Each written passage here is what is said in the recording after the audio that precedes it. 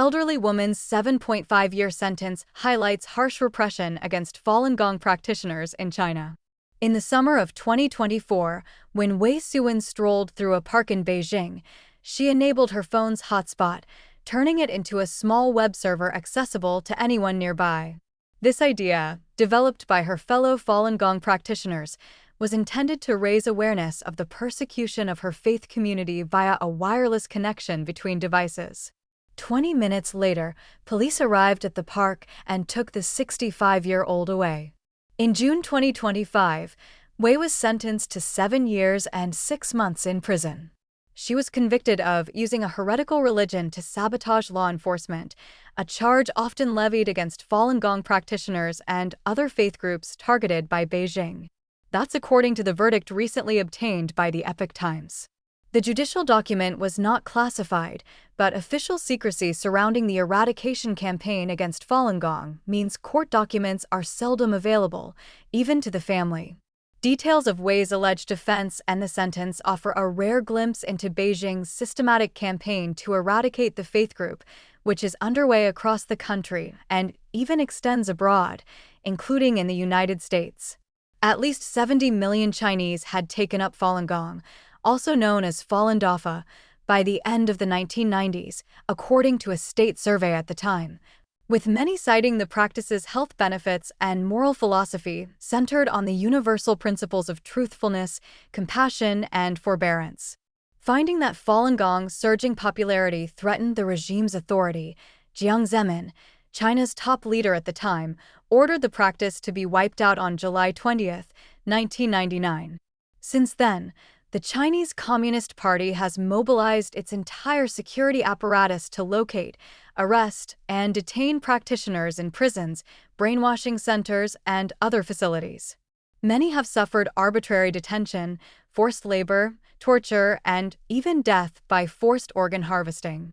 Chinese internet moderators also scrub any references to Falun Gong beyond the official narrative that denigrates it, making it one of the most heavily censored topics in China.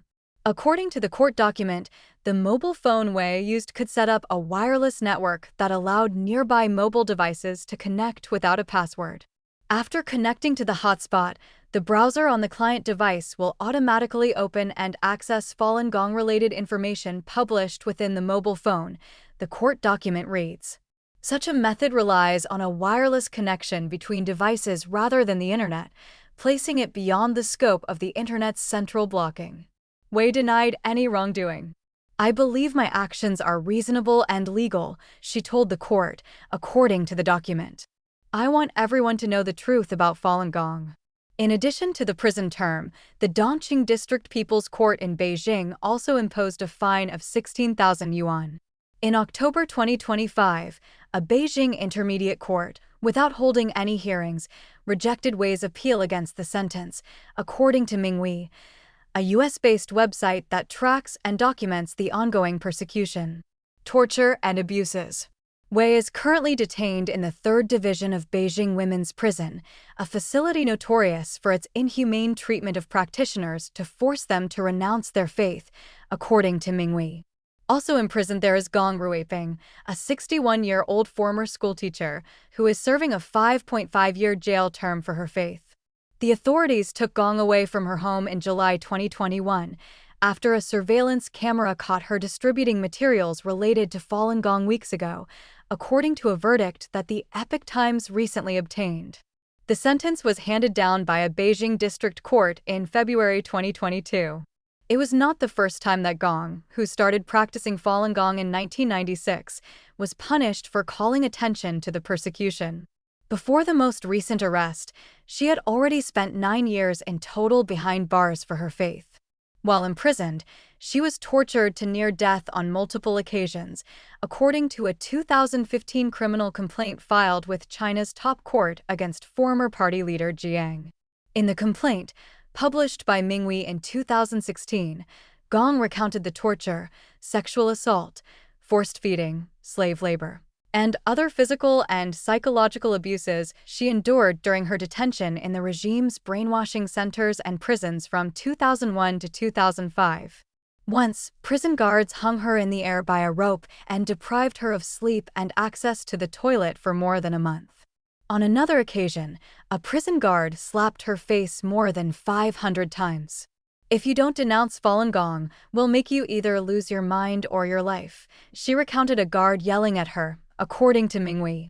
A January Minghui report documented 751 practitioners who were sentenced to jail, including 237 from 2024, who were accounted for in the latest annual report. The delay in reporting is due to the difficulties of getting such information out of China, Minghui said, as the regime sought to conceal its human rights abuses against Falun Gong from international scrutiny. The website also verified 124 practitioner deaths in 2025 based on first-hand information.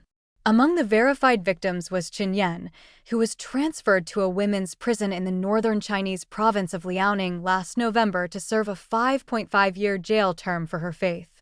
3 days later, the prison informed Chen's daughter that her 45-year-old mother had died. Frank Fong contributed to this report.